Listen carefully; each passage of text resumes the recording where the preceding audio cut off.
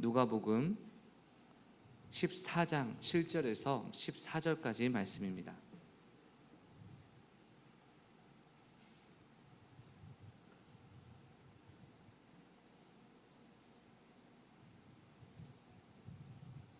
누가복음 14장 7절에서 14절 말씀.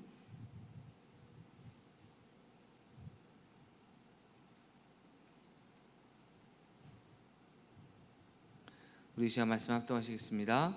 청함을 받은 사람들이 높은 자리 택함을 보시고 그들에게 비유로 말씀하여 이르시되, 내가 누구에게나 혼인잔치에 청함을 받았을 때에 높은 자리에 앉지 말라. 그렇지 않으면 너보다 더 높은 사람이 청함을 받은 경우에 너와 그를 청한 자가 와서 너더러 이 사람에게 자리를 내주라 하리니 그때 내가 부끄러워 끝자리로 가게 되리라. 청함을 받았을 때 차라리 가서 끝자리에 앉으라. 그러면 너를 청한 자가 와서 너더러 버시어 올라 앉으라 하리니 그때야 함께 앉은 모든 사람 앞에서 영광이 있으리라. 무릇 자기를 높이는 자는 낮아지고 자기를 낮추는 자는 높아지리라. 또 14절까지요.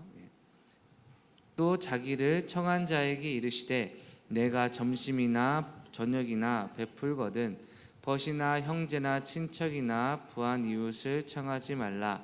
두렵건대 그 사람들이 너를 도로 청하여 내게 가품이 될까 하노라.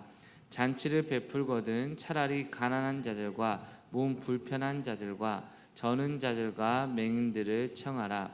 그리하면 그들이 갚을 것이 없으므로 내게 복이 되리니 이는 부활 시에 내가 갚음을 받겠음이라 하시더라. 아멘. 우리 옆 사람에게 인사하겠습니다. 하나님이 당신을 사랑하십니다.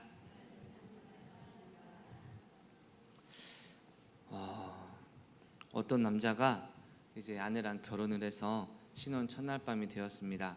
그런데 아내가 남편을 잘 보니까 남편이 한마디로 애꾸라는 사실을 알았습니다. 한쪽 눈이 전혀 안 보인다는 사실을 알았습니다.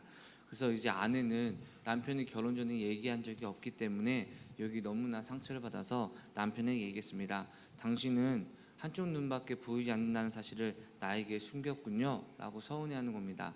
남편이 얘기했습니다. 아니야, 나는 분명히 예전에 당신에게 편지로 고백을 했습니다. 이 말을 듣고 여러분, 아내가 연애 편지를 쭉 살펴봤는데 이윽고 편지 하나를 발견했습니다. 거기는 이렇게 전해 있었습니다. 당신에게 한눈에 반했어.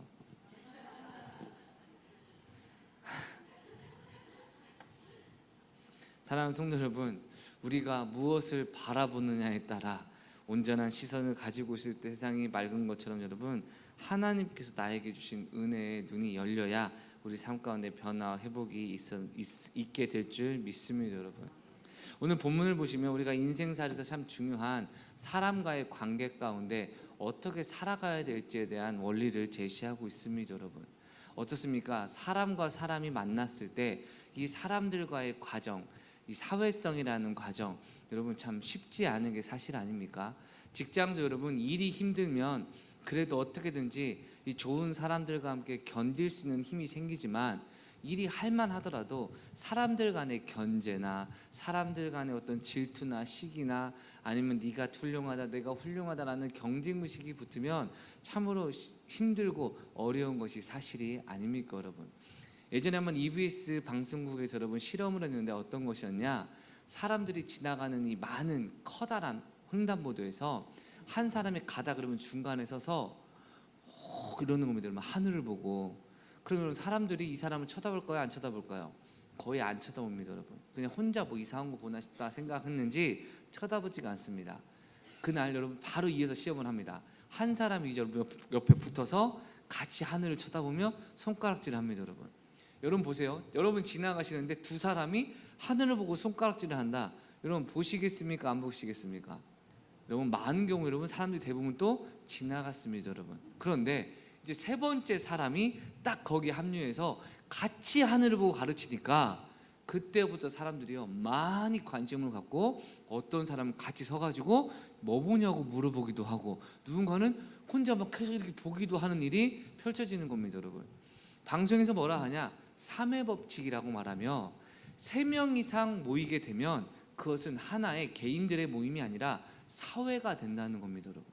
그래서 한 개인의 의견을 우리가 무시할 수 있어도 3명 이상 같은 생각을 하게 되면 그때부터 우리가 압박감이 되고 의미를 부여하게 된다는 것이죠.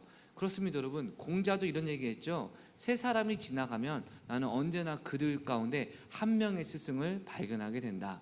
어쩌면 저와 여러분이 사람들과의 관계 가운데 인정을 하든 인정하지 않든 사람들은요, 끊임없이 사회성 안에서 리더가 되려 하고 영향력을 끼치려 하고 주도하려 하고 모든 것을 아우르는 이 사람들 간의 견제나 어떤 충돌이 벌어지는 것은 당연한 일이라 할 수 있겠습니다, 여러분. 예를 들어 예전에 무한도전인가요? 어떤 프로그램에서 꽁트가 나오는데 뭐냐, 제가 헬스하면서 봤는데 오늘 점심 뭐 먹을까? 라고 할 때 그러면 짜장면을 먹을까요? 하니까요, 사람들이 짜장면은 좀 면은 별로다. 그러면 뭐 불백 가실까요? 점심부터 고기 먹기는 좀 그렇다. 그러면 뭐 이거 먹을까요? 그거는 별로다. 여러분 계속 무슨 의견을 낼 때마다 무시하다가 나중에 누가 그럼 쌈밥이나 먹자 하니까 여러분, 우와 쌈밥 좋네요. 그러면 가는 겁니다, 여러분. 그러니까 그 질문을 맨 처음에 한 사람이 부장이었는데, 부장이 물어보니까 과장이 얘기하면 팀원들이 별 관심이 없다가 부장이 그럼 쌈밥이나 먹자 하니까 그러고 막 좋다고 가는 겁니다, 여러분. 그게 뭡니까? 영향력이고 주도하는 거 아니겠습니까, 여러분? 우리가 인정을 하든 인정하지 않든 친구끼리의 편한 만남에서도, 직장에서도, 사회에서도요, 이러한 견제나 이러한 어떤 주도권을 잡으려는 모습은 계속 이어지게 되는데, 오늘 본문에서도 예수님이 혼인잔치의 청함을 받아서 함께 식사하는 자리 가운데서도요, 사람들 사이에 누가 여기서 실력 있는 사람이냐, 누가 여기서 능력 있는 사람이냐라는 이러한 견제가 계속해서 이루어지고 있었다는 것입니다, 여러분. 자, 7절 한번 읽어볼까요? 청함을 받은 사람들이 높은 자리 택함을 보시고 그들에게 비유로 말씀하여 이르시되. 아멘. 여러분, 예전에 이 당시의 잔치 자리는요, U자형의 테이블에 가장 높은 사람이 가운데를 앉고 양쪽에 사람들이 그때부터 점점점 서열이 정해지고 앉았다는 겁니다, 여러분. 그러니까 맨 끝자리는 말 그대로 가장 말석, 실력 없는 사람이고, 가장 영향 있는 사람, 여러분, 우리도 회장님 자리라 하죠, 그렇죠? 거기에 딱 앉는 거죠, 그렇죠? 이 사람들이 서로 높은 자리를 차지하려고 견제하고 노력하는 모습을 볼 때 예수께서는 뭐라고 말씀하십니까? 그래, 높은 자리를 차지하기 위해서는 너희가 실력을 갖춰야 된다, 이런 식으로 말씀하지도 않으시고요, 높은 자리에 앉으려면 이런 사람들 순서로 앉아라, 이런 말씀도 하지 않으십니다. 많은 부모들이 세상에서 교육에 힘쓰는 이유 중 하나는 교육에 대한 열정이라기보다는 우리 자녀나 우리 가족이 세상에서 높은 자리를 차지하고 성공하기 위한 마음, 그래서 돈도 많이 벌고 돈도 잘 벌고 행복하는 것, 여러분 이러한 거 추구하는 건 맞습니까? 틀립니까, 여러분? 여러분에게 둘 아들이 있다고 생각하면 어떻습니까? 첫 번째, 집에도 잘 오지도 않고 엄마 아빠가 무슨 말만 해도 뭘 하세요? 뭐요? 하고 말하는데 서울 한복판 강남 빌딩의 주인이고 대기업을 다니며 가끔씩 명절 때 금융 치료해주는 좀 먼 아들과, 둘째는 어디 산기슭에 처박혀가지고 행복합니다.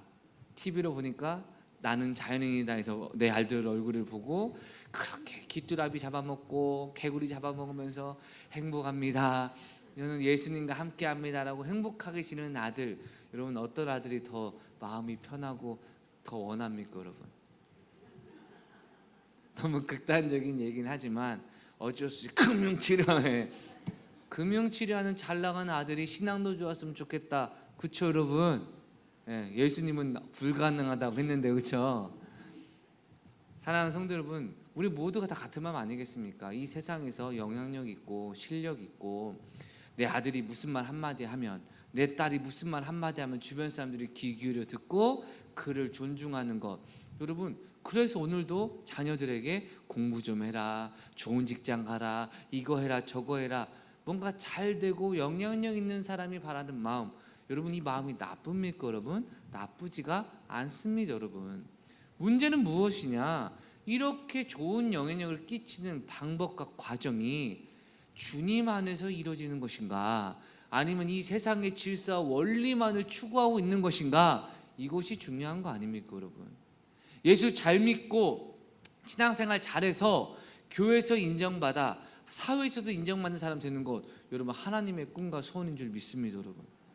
그런데 그것보다는 그렇게 하면 안 될 것 같아서 그 교회에서 있는 시간과 노력마저 세상에서 열심히 하고 세상에서 잘해서 일주일에 한 번 교회 와가지고 칭송받는 사람이 되는 것, 이것이 많은 기복주의 신앙인들의 꿈과 로망 아니겠습니까? 어떻게 보면 둘 다 잡고 있는 것 같지만 과정과 핵심과 실력과 열매 자체는 완전히 다를 수밖에 없겠죠 여러분. 예수님의 제자들도요, 예수님과 함께 했지만 얼마나 치열하게 견제하고 서로 경계했는지 모릅니다. 12명, 많지도 않은 인원들끼리 맨날 투닥투닥 싸웠습니다. 그 싸운 이유가 무엇입니까? 네가 크냐 내가 크냐였습니다. 예수님께 내가 인정받냐 네가 인정받냐 이거였다는 것이죠 여러분.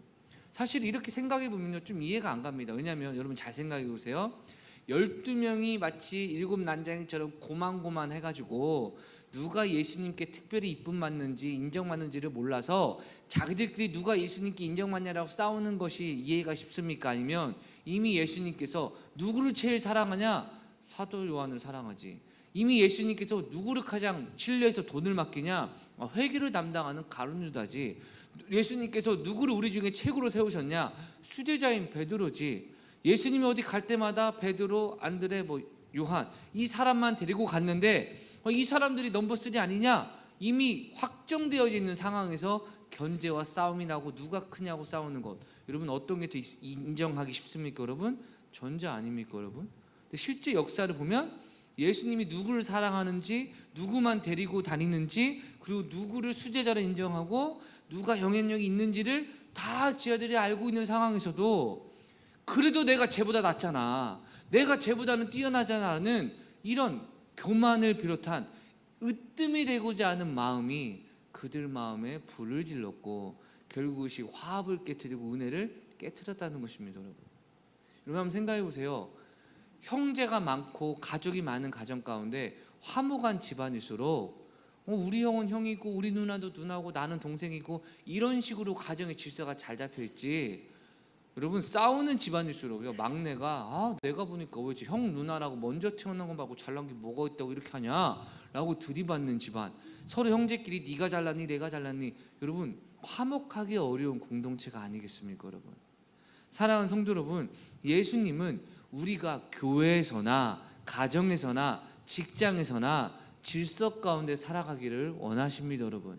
서로를 나보다 낮게 여기고 겸손함으로 남을 인정하며 나의 영향력도 중요하고 나의 실력도 중요하지만 이 모든 것이 주님의 질서와 뜻 아래 하나님이 반드시 겸손한 자를 세워주시고, 할렐루야, 하나님이 반드시 교만한 자를 낮추신다라는 하나님을 의지하고 신뢰하는 가운데 성도끼리 평안하고 사랑하고 섬기는 자세, 여러분 이것이 좋은 교회 모습, 좋은 공동체, 좋은 직장이나 사회 모습이 아니겠습니까 여러분. 저는 우리 교회에서 성도님들을 생각할수록 특히 한 세대 천주교회 개척 때부터 함께 하셨던 분들을 가끔씩 생각할수록 참 존경스러운 게 뭐냐, 우리 교회가 두 날개 프로세스가 잘 정착하게 될 수 있었던 계기는 여러분 기존 성도님들의 이권이라고 할까요? 아니면 주도권이라 할까요? 아니면 자기의 발언권이라 할까요? 내가 이 교회 다닌 게 얼만데, 내가 이 교회에서 직분이 뭔데, 내가 이 교회에서 얼마나 한때 사역을 많이 했는데, 이런 것으로 다른 사람을 비교하고 주장하고 공격하는 것이 아니라 두 날개 프로세스를 통하여 주님의 복음으로 하나가 되고 복음의 열정을 가지고 누구든지 훈련과 양육을 통하여 주님을 닮아가면 하나님께 귀히 쓰임받을 수 있구나. 할렐루야. 여러분 이것이 우리 교회의 가장 큰 장점 중에 하나가 아닙니까 여러분. 여러분 정말 제가 가끔 얘기하지만요, 저도 우리 교회 개척 멤버입니다. 어떻게 보면 맞나요? 개척 멤버죠 여러분. 근데 제가 뭘 했겠습니까 여러분. 근데 우리 교회 개척 멤버로 그때부터 충성하시고 헌신하신 분들이 이 자리에 계시는데 그분들의 관점에서 이제 둔날 굴려 은혜 받았다라고 깔짝깔짝대고 까불고 할렐루야 하는 한 6개월 된 성도를 볼 때 어떤 마음 들겠습니까? 아이고 귀여워라, 귀여워, 적당히 나대야지. 여러분, 이런 마음이 얼마든지 들 수 있고, 뿐만 아니라 너무 저 사람 나대는 것 같은데 좀 우리가 눌러주자, 매체 멤버들도 있잖아요, 그렇죠? 이런 교회 그러면 한둘인지 아십니까, 여러분? 근데 우리 교회는요, 새로 오면 새 가져갔다, 할렐루야, 와 잘 성장한다, 아이고 도전이 된다. 여러분, 도전이 된다라는 이러한 고백은요 절대 나오기 힘든 겸손의 고백 아닙니까, 여러분? 지가 뭐가 된다고가 아니라 아이고 이제 왔는데 얼마나 됐다고, 아이고 도전이 되네. 사랑하는 성도 여러분, 그런 좋은 교회 우리 밑거름이 무엇입니까? 자기보다 남을 낮게 여기고 사람들 안에서 인정받는 욕구가 아니라 하나님을 사랑하여 하나님의 교회가 주님의 뜻 가운데 잘 이루어질 수 있도록 섬기고 사랑하는 사람만이 할 수 있는 열매 아닙니까, 여러분? 여러분, 하나님이 어떤 사람을 사용하시냐? 8절입니다. 내가 누구에게나 혼인잔치의 청함을 받을 때에 높은 자리에 앉지 말라. 그렇지 않으면 너보다 더 높은 사람이 청함을 받은 경우에 너와 그를 청한 자가 와서 너더러 이 사람에게 자리를 내주라 하리니 그때 내가 부끄러워 끝자리로 가게 되리라. 아멘. 여러분, 주님은 어떤 사람을 사용하십니까? 처음부터 나는 이 잔치에 참여한 것만으로도 감사하지, 맨 끝에 말석에서 앉아있는 사람입니다. 여러분, 이게 목회자로서 저 스스로도 참 많이 도전이 되고 경계가 되고요, 제가 사역을 하면서도 참 많이 보게 되는 건 뭐냐, 여러분 10절을 보니까 읽어볼까요? 청함을 받았을 때 차라리 가서 끝자리에 앉으라. 그러면 너를 청한 자가 와서 너더러 버시어 올라앉으라 하리니 그때 함께 앉은 모든 사람 앞에서 영광이 있으리라. 아멘. 저도 목회를 해보고 여러분 간접적으로 경험해 보니까 처음부터 아이고 나는 무익한 종입니다. 제가 교회에서 한 게 뭐가 있습니까? 아니 열심히 봉사하시고 사역하셨잖아요. 하나님의 은혜로 감당한 거지 제가 뭘 할 수 있습니까? 저보다 더 훌륭한 사람 많으니까 목사님 그런 사람을 통해서 일을 하시고 제가 안 하겠다는 게 아니라 저는 말석에서 목사님이 시키는 과정 가운데 다른 사람을 섬기고 최선 다하겠습니다. 여러분, 이런 일꾼들은요 오늘 10절의 말씀처럼 왜 끝자리에 앉아 계세요? 존귀한 분께서 상석으로 오시죠? 라고 하나님이 세워버리신다는 겁니다. 그러니까 모든 성도들이 와 저분이 저렇게 되네, 저분이 이렇게 성장하시네, 와 감사하다, 진짜 하나님 앞에 겸손하니 하나님이 귀하게 쓰시는구나, 할렐루야. 근데 여러분, 동시에 어떤 일도 벌어지냐, 내가 그동안 한계 있고 내가 그동안 영향력이 있고 지금 내 실력이 있는데 나는 언제나 상석에 앉아야지 딱 하면 여러분, 초청한 자가 와서 그 자리에 계시면 안 됩니다. 저 자리로 가시죠. 옮기고 나면 이 자리도 아닙니다. 저 자리로 가시죠. 여러분, 나중에 부끄러워서요 말석으로 얼굴을 싸주고 간다는 겁니다.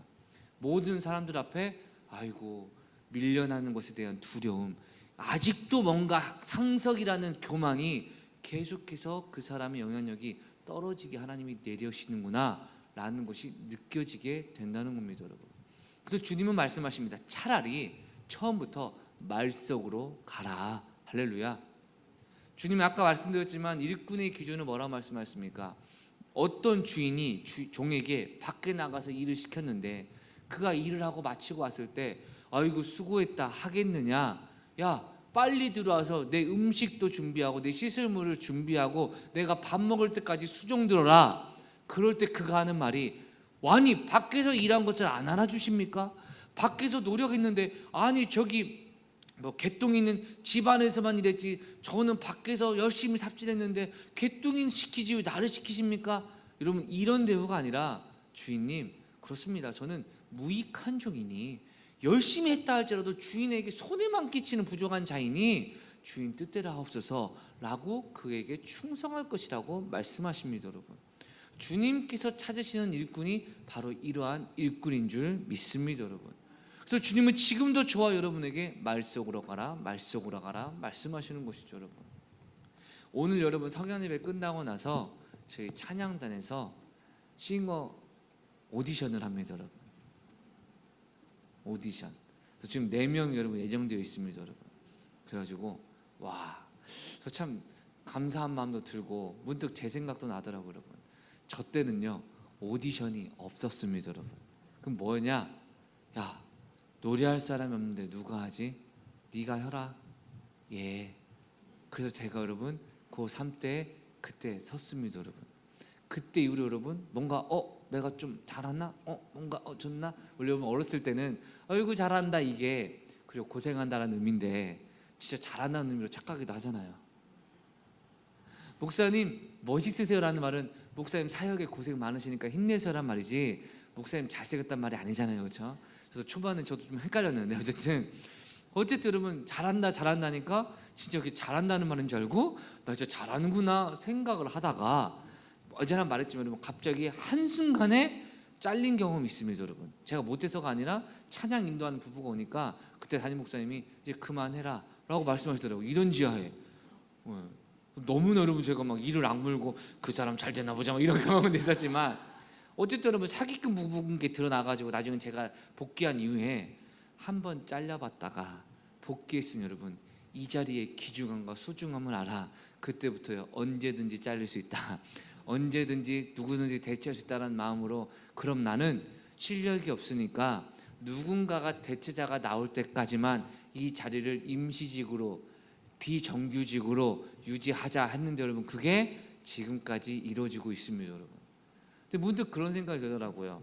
새로운 싱어들이 오늘 선발된다는 말을 듣고 그렇구나, 나도 어떻게 보면 언젠가는 또 다른 싱어에게 뭐 예배 자리, 사역의 인도자 자리를 양보하고 이제 뒤로 물러날 수도 있겠지만, 참 지금까지 인도했던 하나님의 은혜를 누리게 했던 계기 중에 하나는 어떤 실력이나 그런 게 아니라 나는 부족하지, 누구든지 하나님께 세우시면 그 사람이 인도해야지 라는 마음을 단 한순간도 놓치지 않고 지금까지 붙들고 있는 것. 그래서 지금도요 목사님 찬양 잘하세요, 목사님 노래 잘하세요 할 때요 고마워하지만 마음 한구석에는 아닌데 또 잘한다를 오해하지 말자 이런 생각도 가지고 있는데, 이게 제 개인적으로는 좀 혼란스러울 수 있지만 오늘 설교를 준비하는 과정을 살펴보니 20몇 년간 그래도 찬양 사역이라는 것을 감당하게 됐던 원동력은 아니었을까라는 생각이 들더라고요, 여러분. 사랑하는 성도 여러분, 언제나 내가 이 사람보다 뛰어나다, 여러분 그게 교만 아닙니까? 언제나 이 사람들과 나는 견제할 수 있고, 누가 앞서가는 뭐 라이벌이나 아니면 누가 앞서가는데 견제할 사람이나 내가 찍어 누를 사람이냐 되게 힘들어지지 않겠습니까? 그러나 주님의 몸된 교회는 저 사람은 나보다 나아, 나는 주님 은혜 때문에 사는 거지. 그러나 나도 이런 장점은 있어. 나는 저 사람의 장점을 배우고 나는 보완하고 더 주님께서 마음껏 쓸 수 있는 일꾼이 되어야지. 여러분 이것이 진짜 귀한 일꾼 아닙니까, 여러분? 그런데 우리 교회 아닌 다른 교회에서는요 뭔가 나를 막 세워주는 것 같으면 야 내가 저 사람보다 인정받았다, 야 저 사람보다 내가 잘하나 보다라는 더 큰 사역을 위한 부르심으로 갖는 것이 아니라 자신의 명예처럼 생각하고, 또는 내가 다른 사람이 나보다 앞서 나가거나 이러면 내가 점점 뒤로 물러난다, 이젠 내가 이용당하고 이젠 내가 점점 뒷방 늙은이가 되나 보다, 어떤 사람의 영향력으로 교회의 사역과 사명을 생각할 때 저는 단언컨대 그 사람의 중심은 이미 변질되었고, 이미 그런 사람을 하나님께서 회개하지 않으면 이전에도 많은 열매가 빼앗겼을 것이며 앞으로도 말할 것도 없다라고 저는 확신합니다, 여러분. 왜 그렇습니까? 주님은 중심을 보시는 하나님이시기 때문입니다, 여러분. 그럼 오늘날 저와 여러분에게 이 말씀을 통하여 주님께서 주시는 마음은 무엇입니까? 11절입니다. 무릇 자기를 높이는 자는 낮아지고 자기를 낮추는 자는 높아지리라. 아멘. 여러분 매 순간 사람을 보고 누가 낮냐 높냐를 따지지 마시고 하나님을 바라보시고 나의 구주 예수 그리스도를 바라보며 주님의 은혜의 친밀함을 깊이 누리게 되면 여러분 나보다 부족한 사람이 대체 누가 있습니까? 그럼 솔직히 한번 얘기해 볼게요, 여러분. 내가 저 사람보다 낫다라고 생각하는 건 주님 앞에 얼마나 교만한 모습입니까? 여러분, 제가 아이에게 둘째가 있는데 여러분, 첫째는 약간 좀 잘생겼다고 생각합니다. 저는 좋은 게 얼굴이 좀 올렸고 몸에는 좀 덜 갔습니다, 여러분. 근데 제 둘째는요, 모든 좋은 게 몸으로 갔고 얼굴은 몸으로 가다 남은 아빠 것만 그냥 그대로 남아있는 얼굴입니다. 그러니까 엄마의 좋은 것이 첫째는 얼굴에 많이 남아있는데, 둘째는 엄마의 좋은 것들이 다른 데 다 사라져가지고 아빠 것만 남아가지고 있는 모습으로 제가 종종 생각을 하는 여러분, 첫째 얼굴을 보면요, 와, 참 부럽습니다, 여러분. 제가 가끔 아빠라 그런 것 같은데 쟤는 어떤 인생을 살까? 나와 다른 인생을 살까? 라는 생각도 듭니다. 둘째 여러분, 어깨를 딱 벌리고 이러고 가만히 서 있는 모습 보면요, 와, 쟤는 참 듬직하겠다. 누가 쟤를 건들까? 막 이런 생각도 들기도 합니다, 여러분. 근데 가끔 자기들끼리 막 어쩌고 투닥투닥하는 모습을 볼 때 지훈이가요, 야, 너는 왜 이렇게 말을 안 들어? 너희는 왜 이렇게 말을 안 들어? 이런 모습을 물끄러미 바라보면서 여러분, 지는 지도 말을 안 듣는데 몇 년 일찍 태어났다는 것으로 얼마나 동생에게 소리를 지르고 뭐라 하는지 여러분, 내가 형인데 넌 동생인데 왜 이렇게 말을 안 들어? 제가 여러분 그 몇 년을 보면서요, 이놈의 새끼 한마디 할까? 근데 여러분, 만약 이 아이가 그래, 형도 너랑 똑같이 엄마 아빠 말 안 듣고 이랬는데 너의 모습을 보니까, 그런 만적 없습니다. 너의 모습을 보니까 내가 너보다 먼저 태어난 게 그 먼저 태어난 것 그거 하나밖에 잘난 게 없는데 참 미안하다, 만약 이렇게 말을 한다면 저는 이렇게 얘기 하겠습니까? 준아, 그런 얘기 하지 마. 네가 몇 년 태어난 거 그게 중요한 게 아니라 너는 형이고 엄마 아빠가 인정하는 사람이야.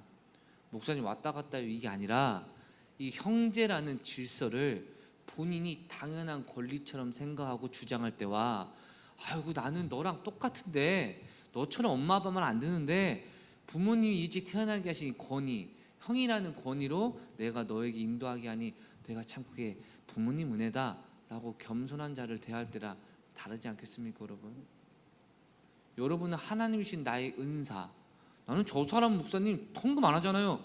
저는 헌금은 해요. 아니, 저 사람은 뭐 안 하잖아요. 나는 뭐 하잖아요. 여러분, 그 하는 게 내가 하는 겁니까? 주님이 은혜 주셔서 하게 된 겁니까? 이런 식으로 볼 때 여러분, 나보다 부족한 사람이 이 세상에 있습니까? 아니요. 나보다 그 사람들보다 내가 더 큰 은혜를 받았을 뿐인 겁니다, 여러분. 그럼 어찌 그들에게 내가 잘났다고 이야기할 수가 있겠습니까, 여러분? 오해하지 마세요. 우리 교회 무슨 일이 있어서 말을 설교를 하는 것이 아니라 겸손함을 우리가 가져야 된다는 것을 말씀을 드리는 겁니다, 여러분. 목사도 여러분, 내가 성도님 늘 잘 생각해 보세요 하는 말입니다. 목사로 부를만 하니까 부르셨겠죠. 여러분 중에 목사 계십니까? 그럼 여러분하고 저하고 레벨로 가. 아니, 도토리가 10바퀴 굴러봤자 수박 2바퀴면 끝나는데 내 말 좀 들어, 난 목사잖아요. 여러분, 너무나 비참하고 너무나 불쌍해 보이고 하나님 할 때 뒤지게 맞을 것 같지 않습니까, 여러분? 하나님이 그러라고 목사 세운 것이 아니라 세상에 미련하고 부족한 자를 택하사 지혜 있는 자의 지혜를 폐하시고, 하나님이 저렇게 연약한 자를 통해서도 하나님이 이를 이루신다라는 하나님의 권위를 드러내시는 것, 이것이 여러분 저의 목사로서의 정체성입니다, 여러분.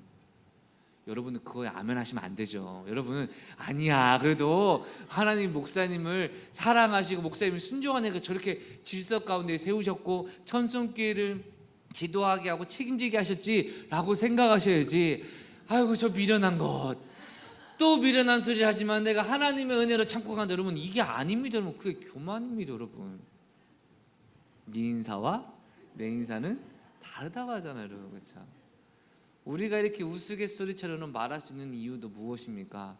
각자가, 성도는 성도의 자리에서 생각할 분량을 넘어서지 않고 하나님의 질서를 인정하는 것이고, 목회자도 목회자의 자리에서 생각할 분량을 넘어서지 않고 하나님이 내게 주신 사명과 부담이라는 걸 깨달아 성도들을 책임지기 위해 오늘도 걱정하고 기도하고 은혜 가운데 교회를 이끌어가는 거 아니겠습니까, 여러분?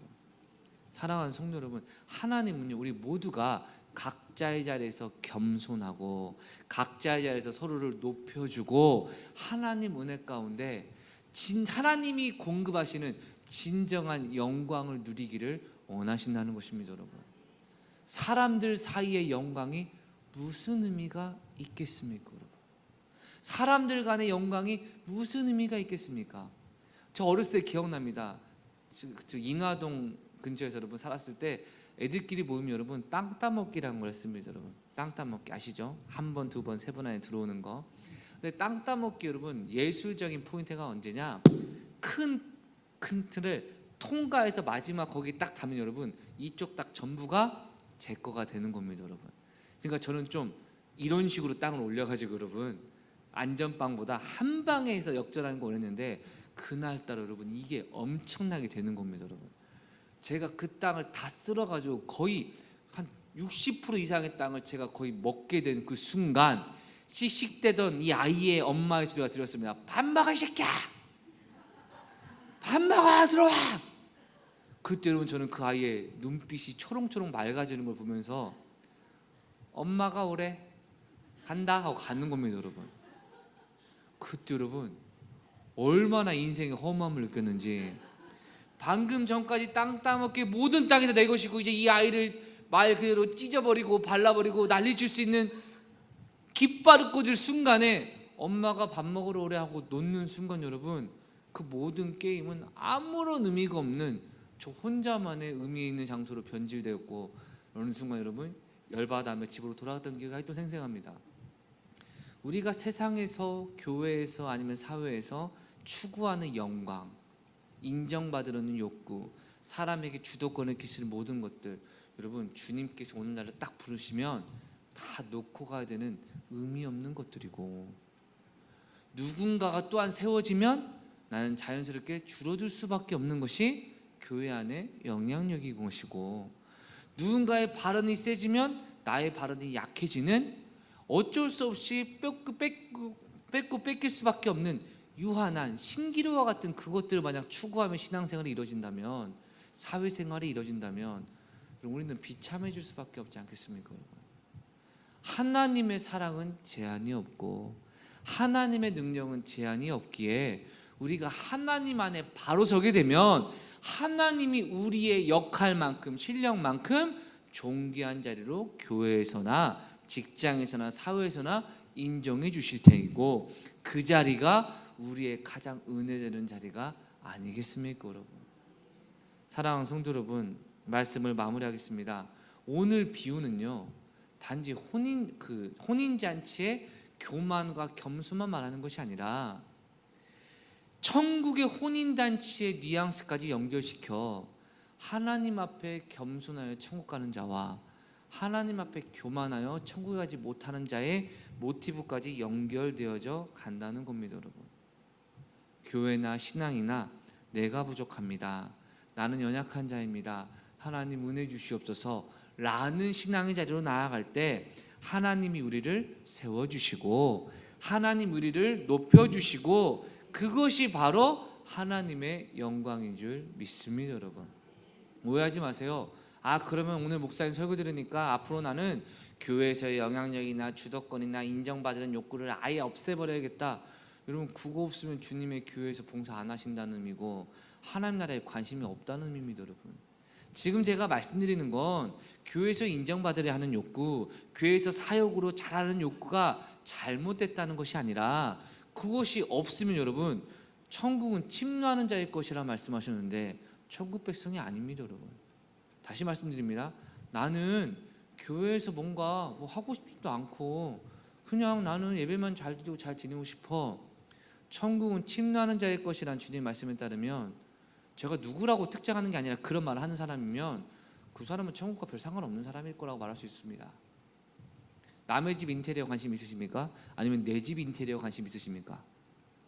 내 집 인테리어에 관심 있습니다. 내 집에 관심 많은 것, 저 천국에 관심이 많은 사람일수록, 천국의 백성일수록 주님의 몸된 교회에서 충성하고 싶어하고, 할렐루야, 헌신하고 싶어하고 인정받고 싶어하는 욕구가 당연히 있는 것이죠. 그러나 이러한 좋은 욕구마저 하나님과의 관계로 다듬어지지 않으면 비극이 된다는 것을 말씀을 드리는 것이죠, 여러분. 여러분 요한 한번 생각해 보세요. 요한 여러분 세베대 아들 자기 아빠와 엄마를 앞세워서 여러분 특히 엄마를 앞세워서 예수님께 가가지고 얘기합니다. 예수님 나중에 영광을 얻으시면 오른쪽 왼쪽 넘버 원 넘버 투는 우리 아들들에게 주세요. 그때 여러분 예수님 뭐라 합니까? 요한을 보시고 야 네가 구하는 게 뭔 줄 아냐? 네가 나를 위해 쓴 잔을 마실 수 있겠느냐? 요한 여러분 이미 여러분 넘버 원 투에 꽂혀가지고 뭔 소리인지도 모르고 예 그럼요 쓴 잔 마실 수 있습니다. 예수님 뭐라 하십니까? 그래 그 잔은 네가 마시겠거니와 그 자리는 아버지께서 선택한 자에게 주실 것이다. 여러분 요한은요 자리도 못 얻고 뭐만 얻었습니까? 쓴 잔만 얻었습니다. 실제로 그의 사역에 보면 여러분 예수님이 어머니를 평생 모시고 다니며 선교했고 여러 가지 어려움과 환난과 교회가 무너져가는 것을 보면서도 순교를 당하려 했으나 순교되지 못하여 죽을 때까지 많은 교회를 위해 섬기고 요한계시록과 요한복음을 쓰는 정말 많은 어려움을 감당한 사람으로 기록하고 있습니다, 여러분. 그리고 요한 1, 2, 3절을 보면요 정말 데오드레베른가 정말 요한을 대놓고 모욕하고 멸시주는 교회 안의 직분자로 인해 고통당하면서도 사랑하며 참는 참으로 글쎄 영광의 쓴 잔을 먹고 있는 그의 모습을 보게 됩니다. 사랑하는 성도 여러분, 영광은 주님이 주시는 것입니다. 할렐루야. 귀한 직분도 주님이 맡겨주시는 겁니다. 우리는 주님 앞에 충성해야 되는데 마지막으로 강조하는 것은 진정한 겸손은 무엇이냐. 여러분 먼저 교만한 사람의 특징을 알려드리고 마무리할 텐데요, 교만한 사람은 스스로를 높입니다. 여러분 이 사람의 특징은요 어느 곳에 가서나 사람들에게 영향을 끼쳐야 합니다. 자기 말을 하려 합니다. 내 한마디면 여기 다 움직여, 내 한마디면 다 내가 이겨, 이런 식으로 사람들에게 늘 얘기하고 마치 이 사람의 인생을 내가 전부 아는 것처럼 야 그게 아니야, 그건 이런 거야 저런 거야, 자꾸 사람들에게 영향을 끼치는 사람들, 여러분 교만에 가까운 사람이란 걸 깨달으셔야 됩니다. 여러분 목사님은 어떻게 이 부분을 생각하십니까? 여러분 저도요 잘 들어보세요. 오해 없으시기 바랍니다. 저는 여러분의 인생의 신앙적인 영역은 하나님 말씀이 이미 정답이 다 나왔다고 믿습니다. 여러분이 나는 특별해요, 나는 예외가 있어요, 아무리 말씀하셔도 성경 66권은 저와 여러분 모두를 마지막 날 최후에 심판하시는 기준이기 할렐루야. 성경으로 판단할 때 모든 것이 싹 다 드러난다고 믿기에 제가 설교 때나 신방할 때는요 원하시는 범위 안에서는 말씀 그대로 얘기합니다. 여러분 그런데 저도 이런 아까 말한 교만한 사람이 되기 싫어서 사석에 가서는 웬만하면 이야기 안 합니다. 누가 어떤 것이 있다 하면 진짜 조심스럽게 사랑하는 마음으로 전하려다가 원하지 않으면 더 이상은 그걸 얘기하지 않습니다. 왜냐? 저도 모르게 성도님들의 일상적인 삶까지 이게 맞다 틀리다라고 떠들기 시작하면 교만한 자리에 갈 위험이 크기 때문이죠, 여러분. 그래서 제가 잔소리 없다라는 얘기를 좀 듣는 편이긴 합니다, 여러분. 장인 권사님 그러시죠? 제가 밥 먹으러 가면 가만히 있잖아요, 그렇죠? 우리 권사회가 말이에요, 이게 막 이렇게 해야 되고, 이 권사님 평소에 내가 봤는데 그게 아니고 막 이렇게 안 하잖아요, 그렇죠? 왜 그러냐? 교만하지 않으려는 저의 필사적인 노력이기도 합니다, 여러분. 물론 파워 아이의 성향도 많이 있긴 하지만 여러분, 이런 사람의 특징은요 모든 사람을 자기보다 열등하다고 생각합니다. 더 무서운 건요 이런 사람들이 가끔 겸손을 가장하기도 합니다. 왜? 다른 사람을 조종하려고 그 정보를 파악하기 전까지나 아니면 다른 사람을 조종하려 할 때 교만한 모습 보이면 이 사람이 안 때려오니 여전히 조종하려 하고 하지만 겸손한 모습을 가지고 있는, 이거는 좀 심각한 교만의 태도죠. 여러분 이런 자리에 빠지시면 신앙 망합니다. 여러분 사역 망합니다. 그리고 천성교회에서는 이런 거를 절대 못 봅니다. 여러분 그렇다면 하나님께서는 어떠한 사람을 통해서 일하시는가? 겸손한 사람을 통해서 일하시는데 주석이 있는 그대로 한번 읽어드릴게요. 진정으로 겸손한 사람은 자신을 오직 예수 그리스도와만 비교하고 자신의 죄악을 깨닫고 자신의 한계를 인정한다. 또한 자기의 장점과 재능 역시 인정하고 예수께서 사용하시는 대로 기꺼이 헌신하며 살아간다. 할렐루야. 여러분 저는 너무나 부족해요, 저는 부족해서 못해요. 여러분 이런 자기 비하가 겸손이 아닙니다. 맡기시면 하나님이 아시고 맡기신 걸로 감사하고, 할렐루야. 부족함을 책망하시면 이게 부족하니까 고치고 변화되겠다, 그래서 성장하기 원한다, 이것이 진정한 겸손인 줄 믿습니다, 여러분. 결론적으로 말씀드리면 진짜 겸손한 사람은요, 잘 들으세요, 자기에 대한 판단에서 자유롭습니다.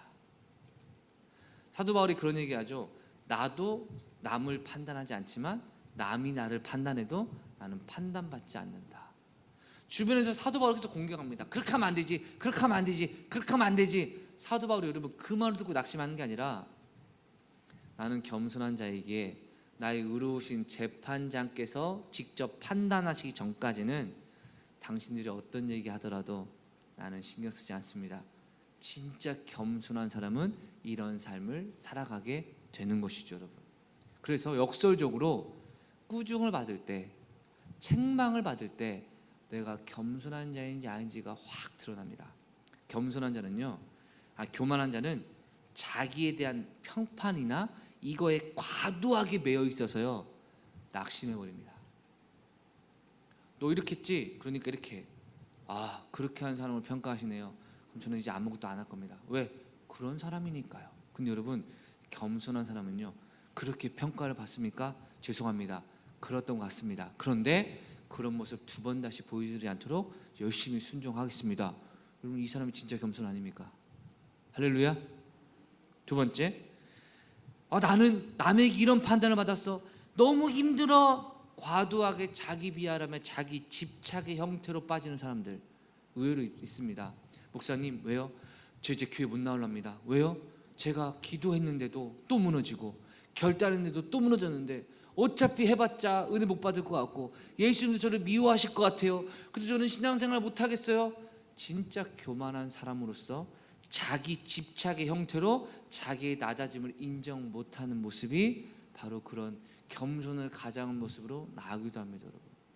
사랑하는 성도 여러분, 우리가 진짜 은혜의 자리에 있는 것은 하나님께 모든 것을 맡기는 겁니다, 여러분. 여러분, 이런 것은 책망을 위한 설교가 아닙니다. 사람이 나를 비난해도, 사람이 나를 모욕해도 하나님이 나를 사랑하신다는 겁니다, 여러분. 어제 여러분 이런 질문을 할 수 있겠습니다. 목사님, 왜 이런 설교를 이런 상황에 준비하셨습니까? 개인적인 은혜입니다. 제가 여러분 사역을 뒤돌아볼 때 잘할 때도 있었고 적당할 때도 있었는데, 최근에 제가 정말 저의 정체성이 약간 흔들릴 만큼 내가 이렇게 부족했나, 내가 이렇게 실력이 없었나, 내가 이 정도밖에 안 됐나 라는 사역적인 모습을 발견하니까 저는 이번이 처음이었습니다, 여러분. 나는 정말 이 부분만큼은 진짜 잘할 수 있는데, 누구에게나 나 잘할 수 있어 라고 하는 분이 많은데, 제가 볼 때 너무나 실력이 없는 겁니다. 주변에서 아는 사람이 얘기합니다. 목사님 아니에요, 목사님은 아니에요, 그건 목사님 잘못이 아니에요, 목사님 어쩔 수 없는 거였어요, 목사님 아니에요. 아무리 얘기를 해도 여러분, 내가 목사인데, 책임질 자인데 이 부분이 책임져지지 않는 어떤 어려움이 펼쳐지니, 이걸 어떻게 해야 되나, 내가 하나님 앞에 뭐 하고 있었나, 막 자책과 낙심이 찾아오는데 여러분, 여기 장사가 없더라고요, 여러분.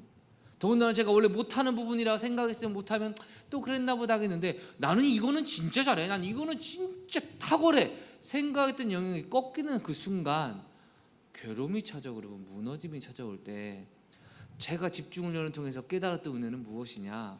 교만이다. 지금까지 나를 목회자로서 사용하시고 이 자리로 인도하셨을 때 좋은 열매가 있었다면 주님이 주신 열매이고, 할렐루야. 부족함이 있다면 그렇게 부족해도 나 같은 자를 사용하신 주님의 은혜에 감사할 내가, 어느 순간 내가 뭔가 이룬 것처럼, 왜 내가 이걸 놓쳤을까? 왜 이것을 내가 실패했을까? 이게 교만이구나. 하나님은 왜 교만한 자를 물리치시고 겸손한 자를 세우시는가? 이 부분이 깨달아진 여러분, 마음에 비로소 평안이 찾아오고, 지금은 어떤 생각하나? 그렇지, 주님의 은혜 아니면 내가 어떻게 사역을 하나? 둘째, 동역자들의 도움이 아니면 내가 어떻게 사역을 하나? 셋째, 내가 이 자리에 있는 것도 하나님의 전적인 은혜이니 과거의 실패를 지금 내 안에 새기고 믿음으로 달려나가면 되지. 할렐루야. 이러한 마음으로 오늘 말씀을 전하고 제 스스로에도 각인하고 있습니다, 여러분. 사랑하는 성도 여러분, 사람 보지 마시고 나의 승패 보지 마시고 성과 보지 마시고 나의 모든 것을 판단하시고 칭찬하시고 책망하시며 다시 인도하실 예수 그리스도를 바라보시고 의지하시고 그 풍성한 은혜를 회복하시는 저와 여러분 되시길 주의 이름으로 축원합니다. 기도하겠습니다. 하나님, 우리의 모든 삶을 주관하시는 신실하신 하나님, 여전히 우리는 너무나 연약하고 너무나 부족하고 너무나 하나님 앞에 온전하지 못한 모습으로 나아갈 수밖에 없음을 고백합니다. 그러나 주님, 지금도 나를 포기하지 않으신 그 사랑으로 다시 한번 은혜의 기회를 주시고 다시 한번 성장의 기회를 주시고 다시 한번 회복의 기회를 주신 주님께 감사하며 주님만을 바라보며 믿음으로 달려가기 원하오니 주님, 겸손하게 하여 주시고 끝까지 한결같이 쓰임받는 주님의 일꾼과 사명자로 살아가게 하여 주시옵소서. 우리 주여 외치고 통성으로 기도합니다. 주여, 하나님, 십자가 은혜와 사랑을 의지하며 나아가오니 주님의 도움 없이는 아무것도 할 수 없는 내 자신, 주님의 목된 교회의 도움 없이는 아무것도 할 수 없는 내 자신의 연약함을 깨달아 낙심과 절망과 뒤로 물러섬이 아니라 오히려 다시 한번 나를 회복시키시고 나를 보완시키시고 나를 성장시키려는 하나님의 은혜와 능력으로 달려나갈 수 있도록 아버지, 우리의 은혜를 베풀어 주시옵소서. 이 시간 우리의 어깨를 두드려 주시고 나의 등 뒤에서 나를 밀어주시고 무너져 쓰러진 나를 손잡아 일으키시는 예수님의 은혜와 사랑을 다시 한번 누리며 체험할 수 있도록 아버지 역사하여 주시옵소서. 하나님 없이는 아무것도 할 수 없는 나의 한계를 깨닫고 말씀과 기도를 통해서 주님을 의지하는 겸손함으로 주님께 나아가오니 우리의 삶을 회복시켜 주시고 변화시켜 주시고 더 큰 열매 허락하여 주시옵소서. 말씀이 우리 성도님들 삶 가운데 심겨져서 아름다운 열매를 맺기까지 성령님 주관하여 주시고 역사하여 주시옵소서.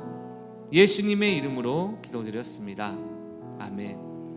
이제는 우리 구주 예수 그리스도의 은혜와 하나님의 무한하신 사랑과 성령님의 교통하심의 은총이 이 시간 주님 앞에 겸손함으로 나의 한계도 인정하며 나에게 주신 은사와 장점 가운데 감사함으로 변함없이 주님께 충성하고 헌신하기로 결단하는 천성의 모든 가족들 삶 가운데 이제부터 영원토록 함께 있을지어다. 아멘.